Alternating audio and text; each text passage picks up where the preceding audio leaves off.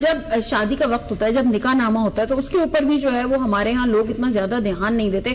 اس کو فل نہیں کرتے. کئی دفعہ جو ہے وہ یہ چیزیں بھی خاتون کے خلاف چلی جاتی ہیں کہ وہ کہتے ہیں کہ یہ دیکھیں جی اس پہ کراس لگا ہوا ہے، لہٰذا یہ مانگنے کی جو ہے مجاز نہیں ہے. جی بالکل صحیح کہہ رہی ہیں آپ. اور میں یہ سمجھتا ہوں کہ نکاح نامے پہ جس وقت اب شادی ہو رہی ہوتی ہے،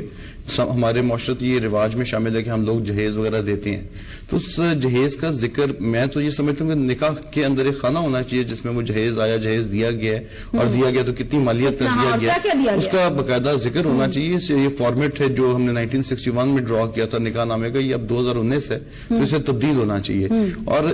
اس میں خواتین کو تو اذیت فیس کرنی ہی پڑتی ہے لامحالہ جب اس طرح کے ڈسپیوٹس ارائز ہوتے ہیں، چونکہ وار آف ایگوز شروع ہو جاتی ہیں. تو اس میں کئی دفعہ کچھ مردوں کو بھی مار پڑ جاتی ہے، کیونکہ بیسکلی جو لسٹیں یا سامان جہیز ہے وہ عام طور پہ وکلا کے دفاتر میں منشی تیار کرتے ہیں. اصولاً ہونا تو یہ چاہیے کہ بوقت شادی جو ماں باپ اپنا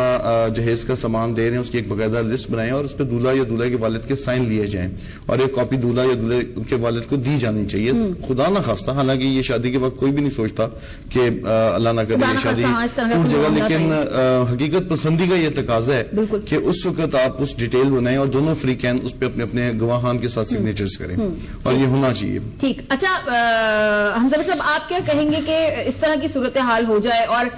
خاتون ڈیورس نہ لینا چاہ رہی ہو لیکن وہ یہ بھی چاہ رہی ہو کہ جو اس کا حق ہے وہ اسے ملے، تو جب وہ ایسی صورت میں شاید اسی لیے وہ کورٹ کے پاس جانے سے ڈرتی ہے کہ اگر وہ کورٹ سے رجوع کرے گی یا وہ اگر وکلا سے